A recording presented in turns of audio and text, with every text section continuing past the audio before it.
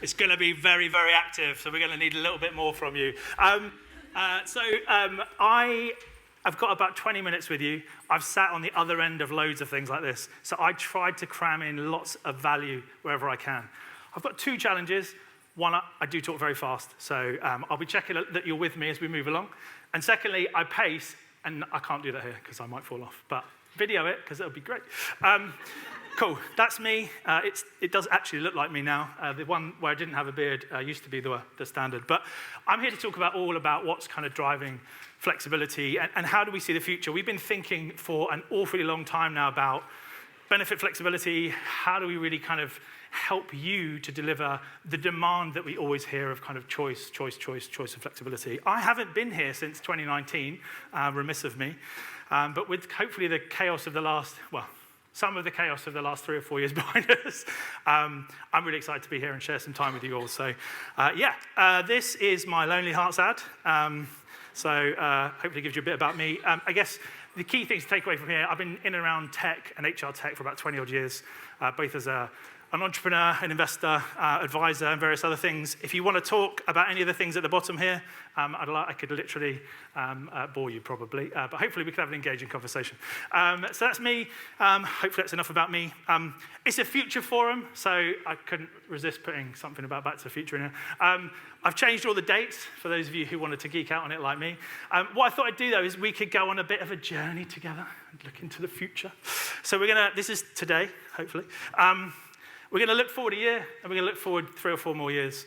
And I'm just going to give you my view of where we might go. And it's only 20 minutes, so I can't give you too much of that view. But I'm going to give you a few snippets that I think of what we're kind of seeing starting to happen around what's kind of defining benefits more generally, and particularly flexibility.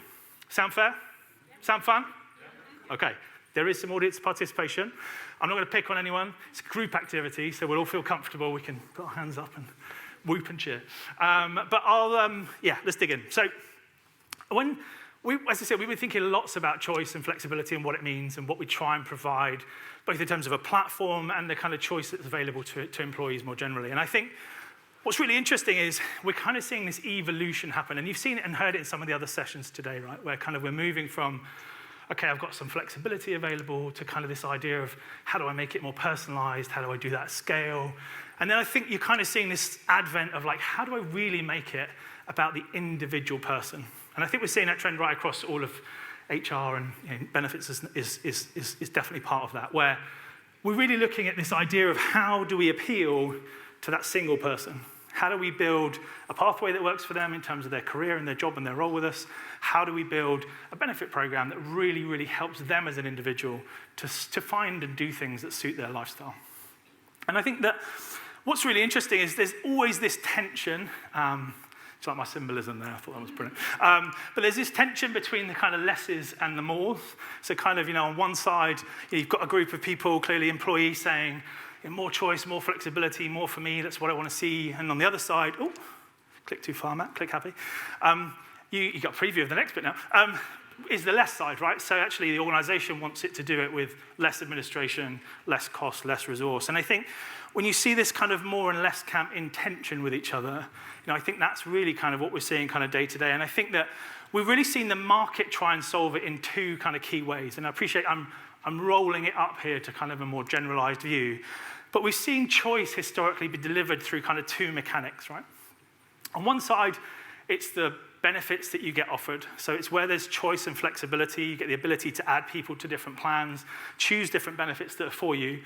From a practical perspective, you have a contract with each vendor. It goes through payroll. Somebody makes that choice. You bring all of that to life for them. Make sense? Recognize that? Okay, cool.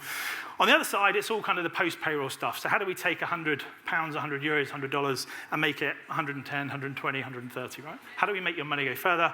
How can we give you more choice, more flexibility, and access to things that you may not have received just by being a kind of Joe Blogs on the street, as it were?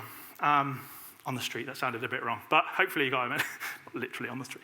But this is kind of how choice has been kind of delivered historically. And what we started to see that was interesting was we really were doubling down in both of these areas, really focusing hard. But we interestingly started to see some challenges in just continuing to add benefits on the right-hand side. And this is me being very open about what we saw and what we've been thinking about for the last kind of 12 months. the challenges we heard from our customers were threefold. One was literally the overhead of adding a new benefit. So you kind of go, okay, well, really excited about this benefit, want to add it in. I've got to get a contract with that provider. I've got to add them to the platform. I've got to create a pay element within payroll. And I've got to do all this other stuff. And then I've got to manage them as a vendor. Someone's got to pay them. We've got to make sure we probably meet with them and that the service is what you want it to be, etc. The second challenge, let's skip on, is that when you add benefits in, you want to do it in a way that really gives people more choice. And that kind of incrementally adding 1 or 2 or 3 or maybe a few perhaps isn't enough for what you might want to achieve and the ambition, or certainly maybe where employees are in terms of the level of choice and flexibility and what they want to see. And the third challenge we saw and heard was, well, if engagement is low in a benefit and I've spent all this effort and energy to put it in, what really happens now? Because do I take it out? Those people that massively might value it, who've taken it up, but it might still be low single-digit percentages of people. How do we really look after and deal with that kind of scaling of benefits?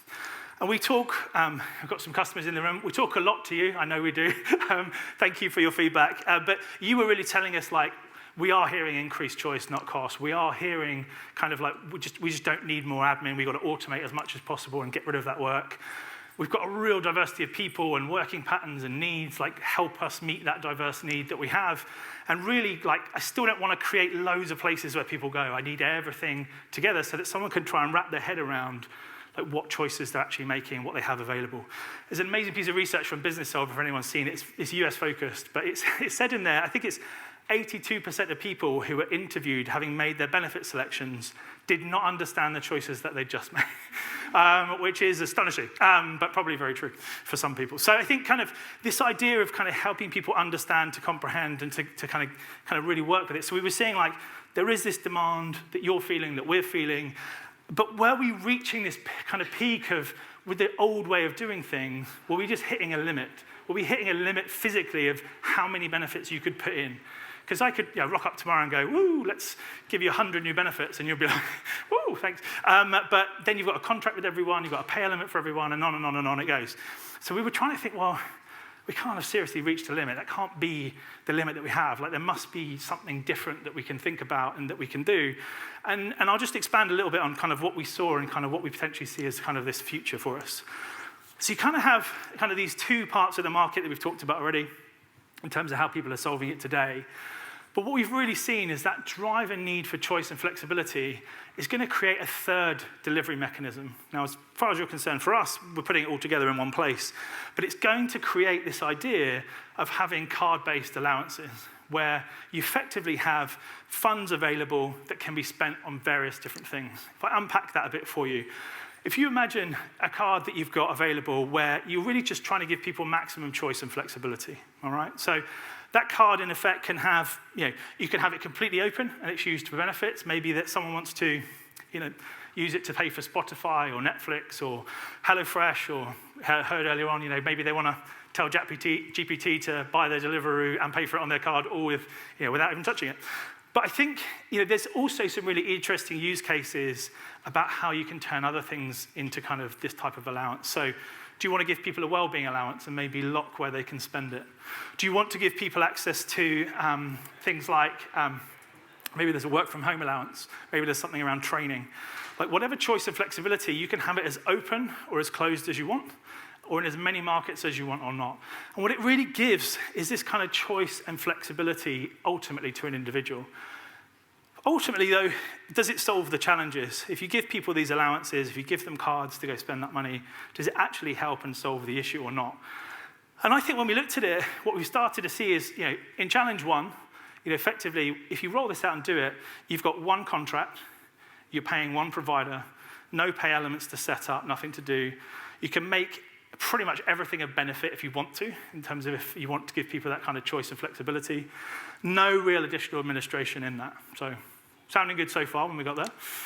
You look at the second challenge, what we really saw was actually you are ultimately maximizing individual choice, because you're saying, choose what's right for you. And you might restrict what the allowance is, like I said, to well-being, let's say, but ultimately you still want to give people that ultimate choice and that flexibility. And so ultimately everything becomes a benefit. And obviously you've got some rules around that. We put some rules in for you as well. So you typically can't take money out of an ATM. Crypto's off the list, sorry about that.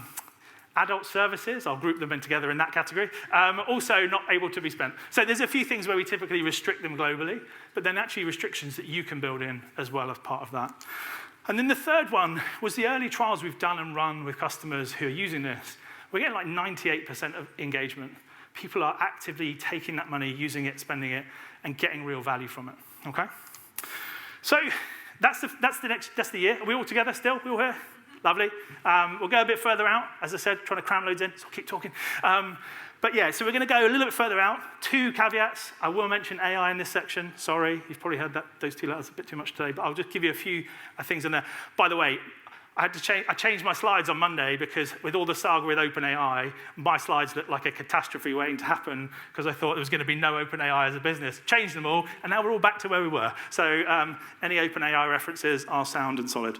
But yeah, and then there's a small bit of audience participation where I just love to kind of get a sense and a view from all of you of how you're feeling about things. Right, a quick word on AI from me, just to give you where I sit. Tend to fall on the optimistic side of this and kind of what's going on in the world and what's going to be available to us. There's no doubt from everything we've seen today, and I'm not going to go over all of it, but there's huge power in that. And I think at the moment, though, it's kind of a very smart parrot, right? It's like a robot that kind of just repeats things. And we all are amazed by that, right? It's like really powerful. But it's a little bit far from intellect today and intelligence, right? There's a few more progressive leaps we actually have to make in terms of evolving AI more generally to get there. Now, I believe they will get there.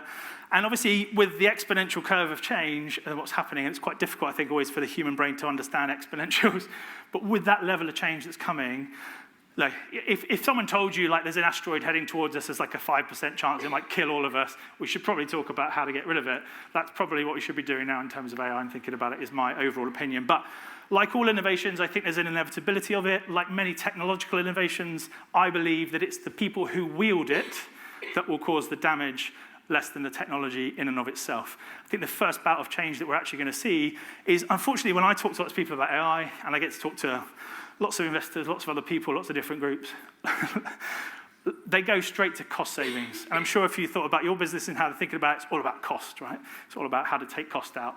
And I think that kind of sort of misses the point of what's possible, but I do think it's a lot of what we're going to see. And rather than seeing like, this all makes us 20% more effective, so guess what, we can do a 4-day week, we're going to see like, this makes us 20% effective, there's 5 of you, pick one that's not going to be here anymore.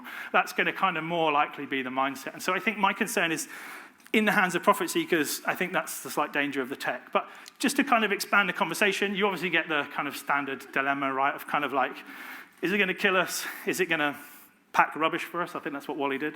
But is it going to kind of be in our service or kill us? You know, that's obviously the extremes. But this idea of utopia versus destruction in some format or other is kind of the polar distortion that we're seeing. And I don't even think Hollywood could have written the script for OpenAI in the last week, so I cannot wait to see the movie that gets made inevitably about the chaos that's been the last few weeks. But the core of it, I think, is interesting, is that you've got lots of smart people really, really right across the map in terms of how good this is going to be or not for us. From hyper-optimistic in the top right-hand corner of like, let's do it, let's build it, let's get it out there, AGI's coming, to stop, like this is going to, literally, we're going to drive ourselves into a brick wall at the bottom. So I think, don't even get me started on regulation. That's a whole other talk. Quick show of hands, though. Here we go. Audience participation. 1 minute warning. Who's on the like utopia side? Who thinks we're all going to have universal basic income, never have to work, we can all sit at home, watch Netflix all the time? Anyone? Love you. Well done. Oh, a few of you. Good. Nice. Brave. Dystopia. Chaos. We're all going to die. And the rest of you are sort of, I'm okay with it as long as there's a robot that does something for me and I don't have to load the dishwasher. Is that where we are? Or is that? Yeah, cool. We've got a 5-minute warning. Talk fast. Wherever you are on the spectrum, I think there's no doubt at all, and you would have seen it in all the talks today, right? This is happening. There is lots of fundamental change. Whenever there's a big technology shift, and this is the biggest one I think that's ever happened, it's going to change fundamentally kind of how we do a lot of things. The predictions I'm making here are based on 3 things being constant. So if these 3 things continue, I think this is where we're going to end up. So the first one is data in a kind of largely limitless capacity and content. So loads of data, loads of content available to you. This kind of omnipresent compute, that sounds a very geeky term that I've just used there, but the idea of cloud and kind of limitless cloud really and kind of it being everywhere. And this idea that AI will be more of our friend, I love the co-pilot word, it's all non-threatening, till you get fired. Like the AI will largely be benevolent. To put it in a slightly different way, data and content plus kind of cloud and compute plus agents and assistants is kind of how I think we're going to end up. Okay, certainly this first phase of this and this change and this evolution. And the bookends of this are probably the most important bit, right? So the kind of left and the right are probably where I would focus most in terms of how do we use the data to really kind of take knowledge, personalize it, drive it, help you, help individuals. You've seen lots of that in the opening keynote if you were there for that. And then how does an assistant generally kind of see, hear, read, speak, like all of the modalities that they're now bringing in, it's going to be able to do loads of things for you. All right? And so I think, we've been running lots of experiments, as you'd expect us to do as a tech business, looking at loads of different models, loads of different large language models and other things. And we've been trying a few different things. One of them I think is definitely going to happen is the way you choose benefits is going to change fundamentally. So you'll be able to go into a platform and make your choices like you do today. Our platform's great, please buy it. But you'll also be able to go in and have your own assistant help you. And that assistant will literally be there 24/7 to help you in anything you've got. And some of the trials that we're running early is really looking at where could it help me. So here you can just chat into it. It's obviously very polite, nice to be polite. Let's think about my medical insurance, right? I want to add my wife. I don't want to call the help desk. So it's just going to confirm back to me, this is what you've got, this is what's available, and this is how much it will cost if you want to add your wife to it. And this is doing it all, calling those APIs and surfacing that information. So no one's touching it, no one's involved, no one's doing it. You can also talk to it, okay? So if you imagine you could talk to it, it's asking me, my wife is called Emma. Sure, it's the 19th of June. That's my terrible voice, hearing yourself, not good. Great, thank you. I have added her to your medical insurance from today. You will receive a confirmation email and a letter in the post from Bupa in 5 to 7 days. Anything else I can help you with? Can you confirm which hospitals near our home she can visit for an MRI? We turn the audio off at that point, but you get the sense of like what I'm able to start to do and how I can start to think about some of this stuff. And so you've got kind of this idea that actually it's really helping me, it's personalized to me. Maybe it's going to go off and book me that appointment. Maybe it's not. Maybe I want to call them myself, like I've said here, just to end the conversation. Always like to be polite to AI. You never know who's going to end up in charge. If you've been polite, it's a good thing. So that's kind of one view of kind of how we're thinking about things. I think the next view is kind of, there's no doubt at all that I think choice and flexibility will be enabled much more by technology and particularly by things like that where you can kind of actually start to do some of this stuff at scale. So kind of maximizing choice, content, data, information available, and just breaking that down. So typically, if someone's got one question, do we want them to read through a 40-page policy document to try and work out what the hell is going on? I don't know if any of you love reading insurance documents, but I don't. And I definitely see from our users, they don't. They often will switch off at that point. But I think the other one I think is really useful is one for you, which is we hear a lot from you guys that you're tasked with writing something, making something. I've got to then have it translated in the 5 markets I look after. I need to build this kind of well-being campaign. So how can we help you to kind of run and create those ideas within the product and then give you a mechanism to deploy that? So I'm just going to play you one more video.